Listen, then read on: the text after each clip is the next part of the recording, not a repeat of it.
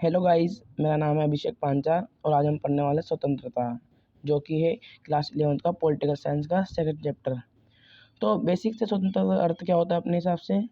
भाई खुद की आज़ादी, यानी पूर्ण रूप से। लेकिन अगर राजनीति की भाषा में देखा जाए तो स्वतंत्रता का अर्थ होता है, अधिकतर लोगों का यह मानना है कि स्वतंत्रता का अर्थ होता है कि व्यक्ति को अपनी इच्छा के अनुसार काम करने की आज़ादी। किंतु आज़ादी का सही अर्थ यह नहीं है कि क्योंकि स्वतंत्रता मनमानी की छूट नहीं दे सकती।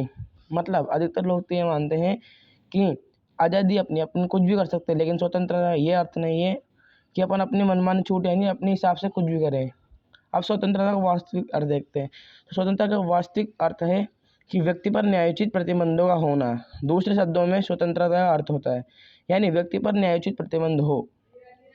और स्वतंत्रता एक ऐसी अवस्था है जिसमें व्यक्ति अपनी रचनात्मक क्षमताओं का विकास कर सकता है। मतलब व्यक्ति की रचनात्मक क्षमता होती है ना, उसका विकास कर सकता है। अब स्वतंत्रता है और लिबर्टी भाषा का अर्थ है, लेकिन लिबर्टी का अर्थ है लैटिन भाषा का वो शब्द है तथा यह लाइबर शब्द से बना है। इसका अर्थ यह है कि मुक्त स्वतंत्रता की मुक्त अवधारणा। अब स्वतंत्रता होती है दो प्रकार की, एक सकारात्मक स्वतंत्रता और एक नकारात्मक स्वतंत्रता। इनके बारे में हम बाद में जानेंगे। पहले हम देखते हैं प्रतिबंधों के स्रोत, यानी प्रतिबंध कैसे लगाया जाता है और कहाँ से लगाया जाता है। पहला है क्वेश्चन, प्रतिबंध किसके द्वारा लगाया जाता है? आज़ादी व प्रतिबंध सरकार द्वारा कानून लगा सकती है।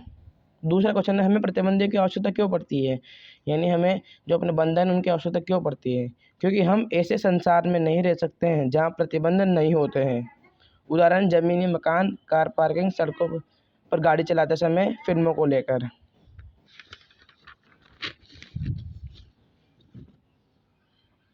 इसलिए प्रत्येक समाज में हिंसा को लेकर उन नियंत्रण के लिए प्रतिबंध जरूरी है। अब तीसरा क्वेश्चन है, सामाजिक प्रतिबंधों से क्या आशय है? क्या किसी भी प्रकार के प्रतिबंध स्वतंत्रता के लिए आवश्यक है? समाज में कुछ प्रतिबंधों का होना बहुत आवश्यक है, क्योंकि इन प्रतिबंधों से समाज में व्यवस्था बनी रहती है। अगर समाज में नियम और कायदे पर प्रतिबंध रहेंगे तो हमारे समाज में व्यवस्था बनी रहती है। हमारे चारों ओर लोग छोटी छोटी बातों पर झगड़ते हैं। इन्हीं झगड़ों को रोकने के लिए समाज में कुछ प्रतिबंध होने चाहिए।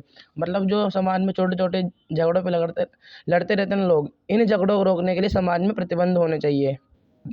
अब स्वतंत्रता के विभिन्न प्रकारों की व्याख्या करें तो ये स्वतंत्रता के प्रकार हैं: राजनीतिक स्वतंत्रता, आर्थिक स्वतंत्रता, राष्ट्रीय स्वतंत्रता, व्यक्तिगत स्वतंत्रता, नैतिक स्वतंत्रता, प्राकृतिक स्वतंत्रता, धार्मिक स्वतंत्रता, सामाजिक स्वतंत्रता। क्वेश्चन नंबर 5, इसमें इस पार्ट में हमें व्यक्तिगत स्वतंत्रता के बारे में बताना है। तो व्यक्तिगत स्वतंत्रता क्या है? व्यक्तिगत स्वतंत्रता यानी किसी भी व्यक्ति को मनमाने ढंग से गिरफ्तार अर्थात नज़रबंद नहीं किया जाना चाहिए। सरकार को अपनी या प्रत्येक व्यक्ति की धार्मिक परंपराओं में हस्तक्षेप नहीं करना चाहिए। मतलब सरकार किसी भी व्यक्ति को मनमाने ढंग से गिरफ्तार नहीं कर सकती और वो कोई सा भी धर्म अपनाए, कोई सी भी धर्म की परंपराओं को अपनाए, उसमें हस्तक्षेप नहीं कर सकती। क्वेश्चन नंबर 7, स्वतंत्रता के आयाम कौन कौन से हैं? स्वतंत्रता के दो आयाम होते हैं, सकारात्मक स्वतंत्रता और नकारात्मक स्वतंत्रता। सकारात्मक स्वतंत्रता, इसमें व्यक्ति की स्वतंत्रता पर अनुचित और अन्यायपूर्ण बंधनों का अभाव होता है। मतलब व्यक्ति पर अनुचित और अन्यायपूर्ण मतलब इन प्रतिबंधों का अभाव होता है। उसका दूसरा पॉइंट है, इसमें व्यक्ति के हित और समाज के हितों में कोई अंतर नहीं होता। जो व्यक्ति का हित होता है और समाज के हित होता है, वो दोनों में कोई अंतर नहीं होता। राज्य सरकार व्यक्ति की स्वतंत्रता पर रोक लगा सकती है। तो दूसरा नकारात्मक स्वतंत्रता, इसमें व्यक्ति पर बंधनों का अभाव नहीं होता। मतलब व्यक्ति को फुल छूट रहती है। इसमें व्यक्ति अपनी मर्जी से कार्य कर सकता है, अर्थात व्यक्ति के हित समाज के हित में पृथक होंगे यानी अलग होंगे। इसमें बाहरी सलाह का दखल और हस्तक्षेप नहीं होता। उदाहरण, खेल का चयन और कपड़ों का चयन। जैसे खेल में अगर एक प्लेयर जो ड्रेस पहनेगा वो सबको वही ड्रेस पहननी पड़ेगी। तीसरी आई थी अभिव्यक्ति स्वतंत्रता। जेम्स मिल ने कहा है कि स्वतंत्रता प्रतिबंधित नहीं होनी चाहिए। अभिव्यक्ति की स्वतंत्रता व्यक्ति को अपने विचार प्रकट करने एवं भाषण देने की स्वतंत्रता होती है। इसका अर्थ यह है कि व्यक्ति कुछ भी अभिव्यक्त तो कर सकता है, लेकिन इसमें इस बात का ध्यान रखना चाहिए कि किसी भी धार्मिक भावना, संस्कृति आदि का मजाक नहीं बनाना चाहिए। इसका अर्थ यह नहीं है कि व्यक्ति कुछ भी बोल सकता है या लिख सकता है।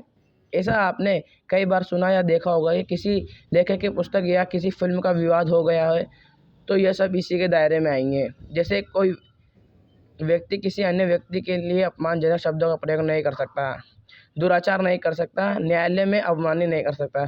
मतलब कुछ भी तो बोल तो सकता है, लेकिन वो किसी व्यक्ति के विरुद्ध ना हो, किसी धार्मिक भावना के खिलाफ ना हो। Guys, thank you.